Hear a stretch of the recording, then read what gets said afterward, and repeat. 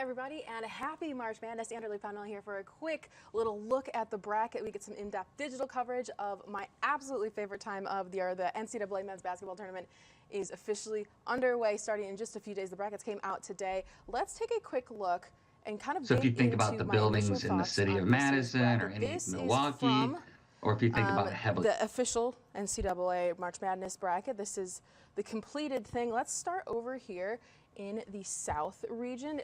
Auburn is the #1 overall seed in this year's tournament. Beside the rubble of this Clarksville, Tennessee mobile home, he was the first thing to go up. There's a playpen wrapped around a tree, an eerie reminder of what happened here. The roof came off first. The tip of the tornado came down and picked up the bassinet with my baby Lord in it.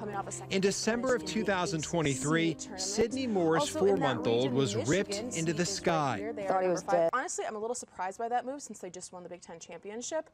But since they're playing USD, it's the Tritons' first year in D1. They ride the longest win streak in the country at 15 games. Iowa State down here.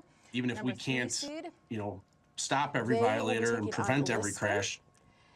And they will be without Keyshawn Gilbert, He missed time with a strained groin, and he's been shut down for the year. He's second in the team in scoring at 13.4 points per game.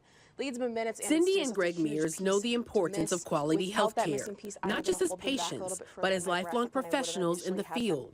Greg as an emergency physician, Cindy in healthcare policy. Our friends at Marquette, they will be taking on New Mexico, and then rounding out this region, Michigan State will be taking on number 15 Bryant, and I do not care.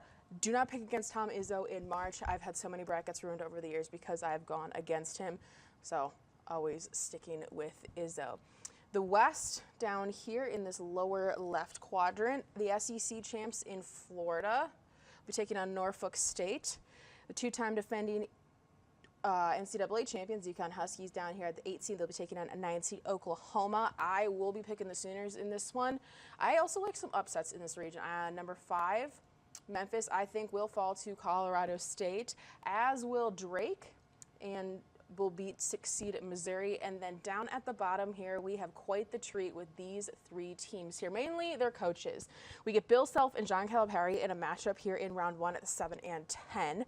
And then just below that, St. John's and Rick Pitino taking on Omaha. I have the Johns over the Mavericks, so we could have a Hall of Fame showdown down here in the west part of this NCAA tournament bracket. Let's go over up to the right. I don't know my lefts from rights today.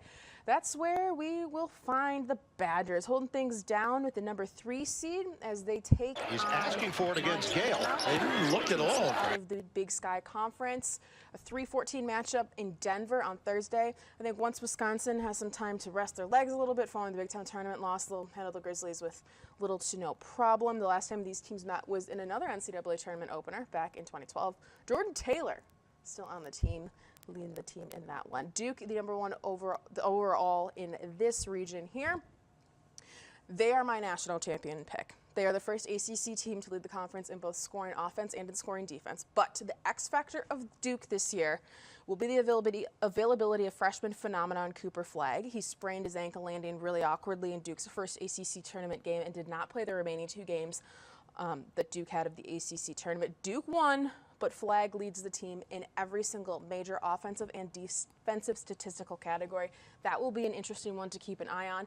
We got some Big Ten friends in this one as well. Oregon, right up here is the number 5. They'll take on 12 seed Liberty. That one will be out in Seattle. And keep an eye at the bottom. St. Mary's, that is a very good basketball team. Could do some interesting things here as they have the 5th best scoring defense in the country.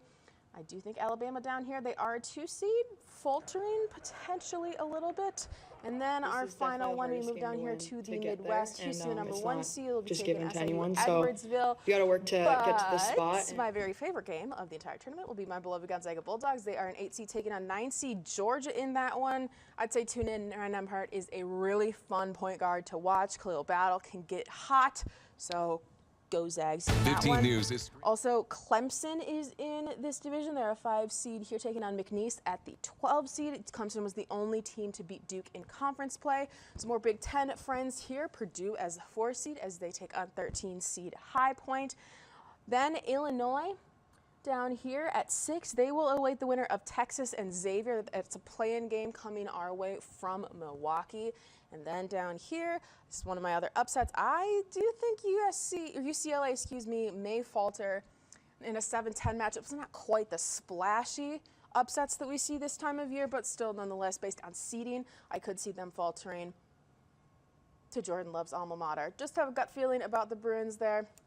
They did lose to the Badgers just a few days ago in the Big Ten tournament. So it is the most wonderful time of the year to be a college basketball fan and a sports fan in general, and just a fun time to be alive. The weather is beautiful. St. Patrick's Day is tomorrow, and brackets are coming. 9.2 quintillion possibilities to get the perfect one. Will you be the lucky one in quintillion to pull it off?